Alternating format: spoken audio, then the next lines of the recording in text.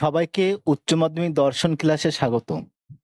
আজকের ক্লাসে সমাধান করব 2025 সালে উচ্চ মাধ্যমিকের যে রায়মার্টিন কোশ্চেন পেপার বেরিয়েছে সেই কোশ্চেন পেপারে দর্শনের পেজ নাম্বার 467 পেজের মডেল কোশ্চেন পেপার 9 যে লজিকগুলি আছে সেগুলি সমাধান করব।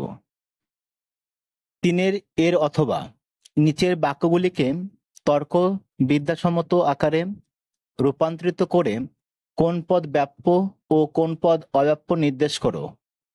এক, সাদা কাকা আছে, দেখো আছে বলেছে, তাহলে এটা আয় বচন হবে। তাহলে এলেপ করে আয় বচন দিয়ে লিখবো কোন কোন কাক হয় সাদা। উদ্দেশ্য হবে আয় বচনের অব্যাপ্য বিধেয় অব্যাপ্য। 2, শিক্ষিতরা কদাচিৎ জ্ঞানী হয়। দেখো কদাচিৎ আছে, ব্যতিক্রম নিয়ম। সদার্থক হলে ও বচন, নঙর্থক হলে আয় বচন। যেহেতু সদার্থক আছে ও বচন হবে। এলেপ করে ও বচন দিয়ে লিখবো কোন কোন শিক্ষিত ব্যক্তি নয় জ্ঞানী। উদ্দেশ্য অব্যাপ্য বিধেয় ব্যাপ্য। 3, কোন ব্যক্তি একই সঙ্গে বাংলাদেশি ও ভারতীয় হতে পারে না। দেখো একই সঙ্গে নয় আছে, ই বচন হবে। এলেপ করে ই বচন দিয়ে লিখবো কোন বাংলাদেশি ব্যক্তি নয় ভারতীয়। উদ্দেশ্য ব্যাপ্য বিধেয় ব্যাপ্য। 4, কেবলমাত্র খেলোয়াড়রাই মাঠে প্রবেশ করতে পারে। দেখো কেবলমাত্র আছে, এ বচন হবে আর বাক্যের উদ্দেশ্য বিধেয় স্থান পরিবর্তন করবে। তাহলে এলেপ করে এ বচন দিয়ে লিখবো সকল ব্যক্তি যারা মাঠে প্রবেশ করতে পারে হয়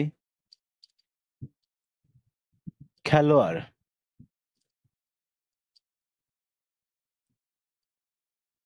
উদ্দেশ্য ব্যাপ্য বিধেয়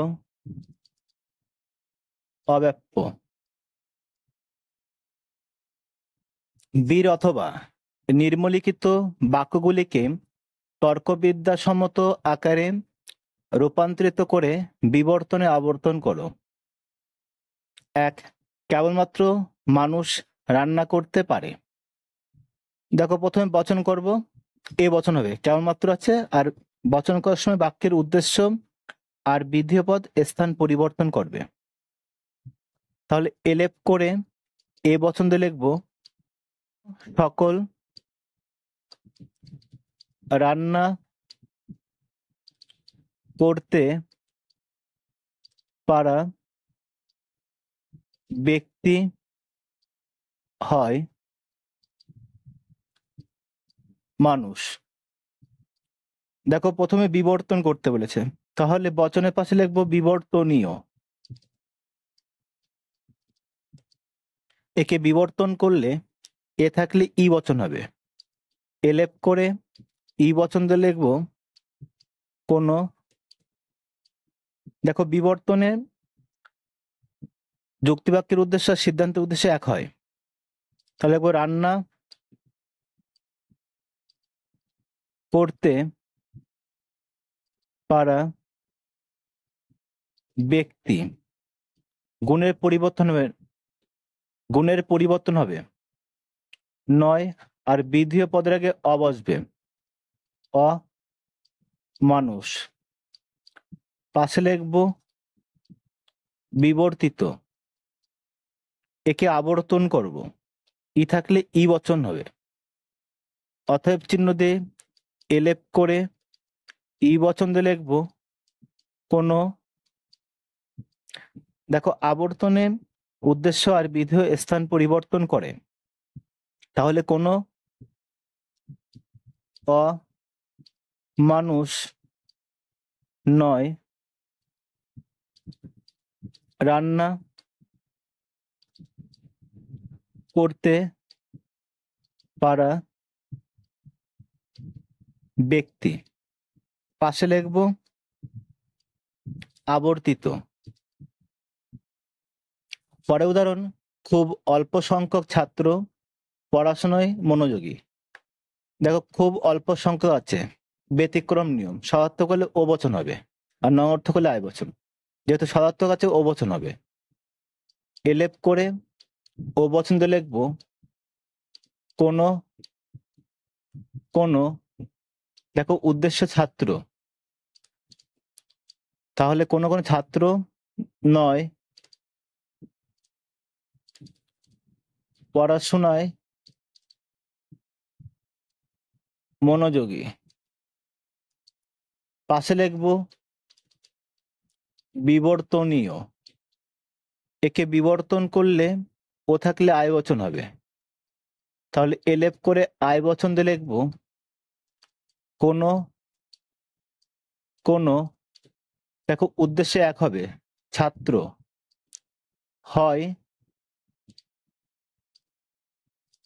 পড়াশোনায় অমনোযোগী।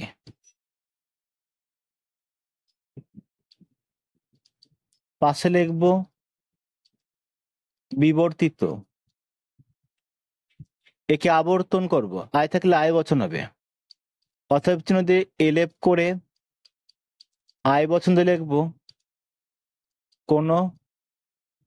কোনো আবর্তনের উদ্দেশ্য বিধেয় স্থান পরিবর্তন করবে, পড়াশোনায় অমনোযোগী হয়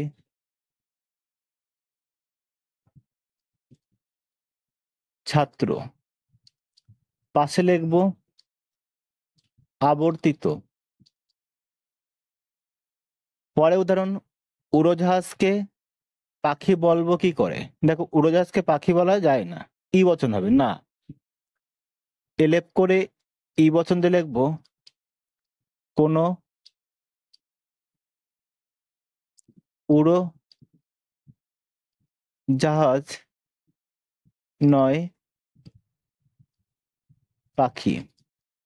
পাশে লিখবো বিবর্তনীয়, একে বিবর্তন করলে ই থাকলে ই বচন হবে, একে বিবর্তন করব, তাহলে বিবর্তনে ই থাকলে এ বচন হবে। তাহলে এলেপ করে এ বচন দিয়ে লিখবো সকল উড়ো জাহাজ হয় অপাখি। পাশে লিখবো বিবর্তিত, একে আবর্তন করব, এ থাকলে আয় বচন হবে। অতএব চিহ্ন দিয়ে এলেপ করে আয় বচন দিয়ে লিখবো কোনো। কোনো দেখো আবর্তনের উদ্দেশ্য বিধেয় স্থান পরিবর্তন করবে, তাহলে অপাখি আগে চলে আসবে। কোনো কোনো অপাখি হয় উড়ো জাহাজ। পাশে লিখব আবর্তিত। 4 কিছু ছাত্র সভ্য। আয় বচন হবে, এলেপ করে আয় বচন দিয়ে লিখব কোনো কোনো ছাত্র হয় সভ্য। পাশে লিখব বিবর্তনীয়। একে বিবর্তন করলে আয় থাকলে ও বচন হবে, এলেপ করে ও বচন দিয়ে লিখব কোনো কোনো ছাত্র নয় অসভ্য। পাশে লিখব বিবর্তিত। একে আবর্তন করব। দেখো ও বচনে আবর্তন হয় না, তাহলে অথবা চিহ্ন লিখব ও বচনের আবর্তন সম্ভব নয়। সিধা নিম্নলিখিত যুক্তিগুলিকে আদর্শ যৌক্তিক আকারে রূপান্তরিত করে তাদের মূর্তি ও সংস্থান উল্লেখ করো এবং প্রত্যেকটির বৈধতা বিচার করো। 1. কবি মাত্রই ভাবপ্রবণ, তাই সুকান্ত নিশ্চয়ই কবি, কারণ সে ভাবপ্রবণ। তাহলে প্রথম কাজ সিদ্ধান্ত খুঁজে বের করা। সিদ্ধান্ত কোনটা? কারণের আগের বাক্য, সুকান্ত নিশ্চয়ই কবি। তাহলে দুটো বাক্য ফাঁকা রেখে আমরা সিদ্ধান্ত লিখব এলেপ করে। কি বচন হবে? সুকান্ত নিশ্চয়ই কবি, এ বচন। সুকান্ত হয় কবি। দেখো এখান থেকে আমরা দুটো পদ পেলাম, একটা পক্ষপদ পেলাম সুকান্ত, আর সাধ্যপদ পেলাম কবি।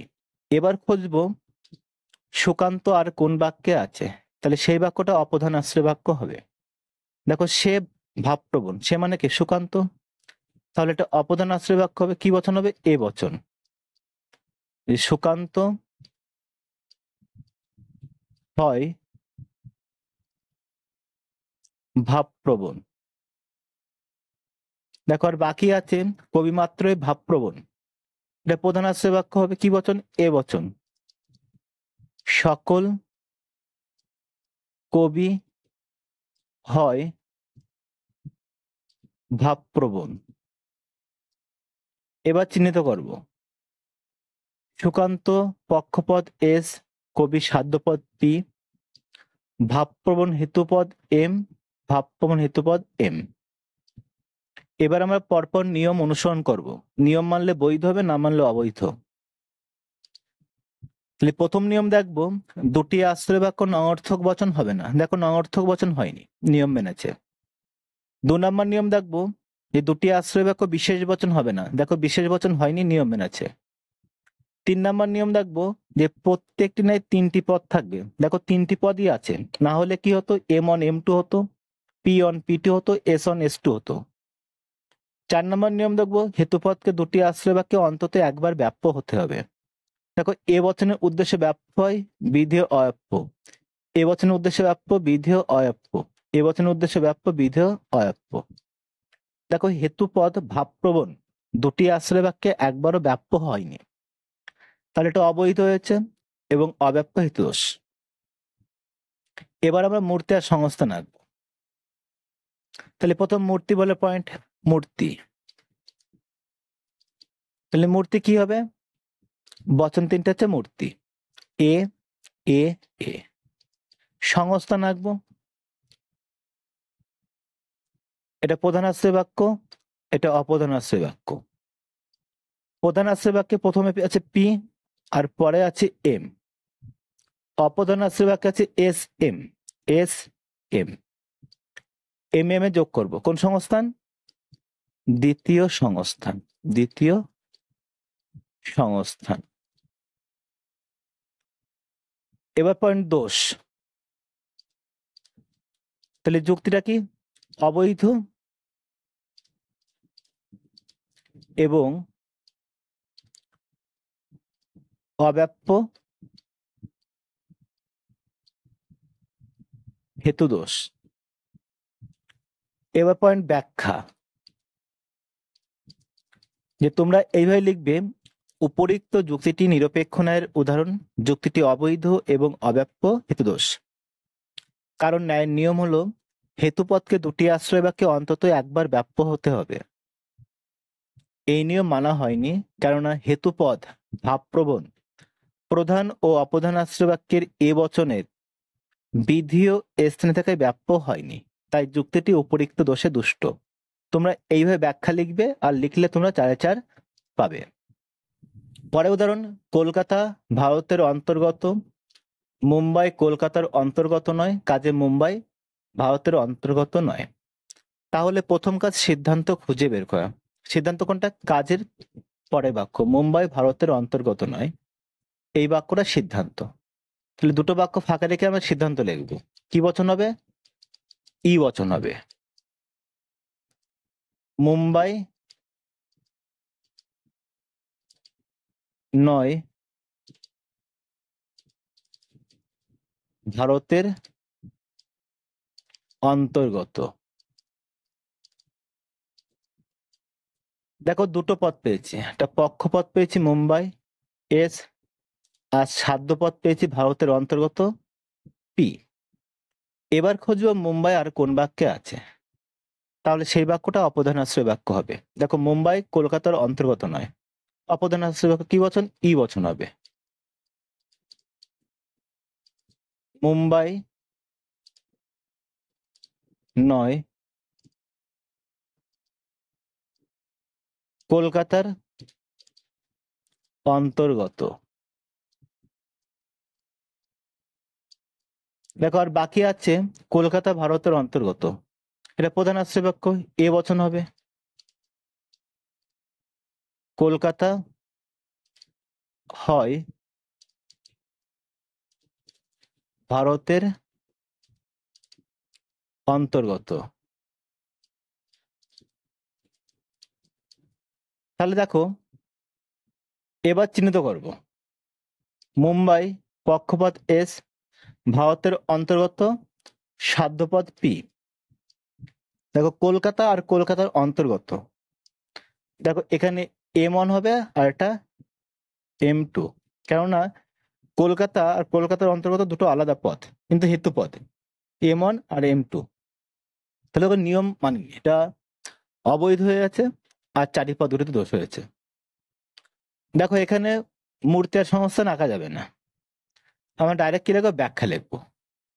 তাহলে ব্যাখ্যা পয়েন্ট করে তোমরা এইভাবে লিখবে, উপরিক্ত যুক্তিটি নিরপেক্ষ ন্যায়ের উদাহরণ, যুক্তিটি অবৈধ এবং চারিপদ ঘটিত দোষ। কারণ ন্যায়ের নিয়ম হলো প্রত্যেকটি ন্যায়ের 3টি পদ থাকবে। এই নিয়ম মানা হয়নি কেননা এখানে 4টি পদ রয়েছে, যথা কলকাতা ভারতের অন্তর্গত, মুম্বাই আর কলকাতার অন্তর্গত, তাই যুক্তিটি উপরিক্ত দোষে দুষ্ট।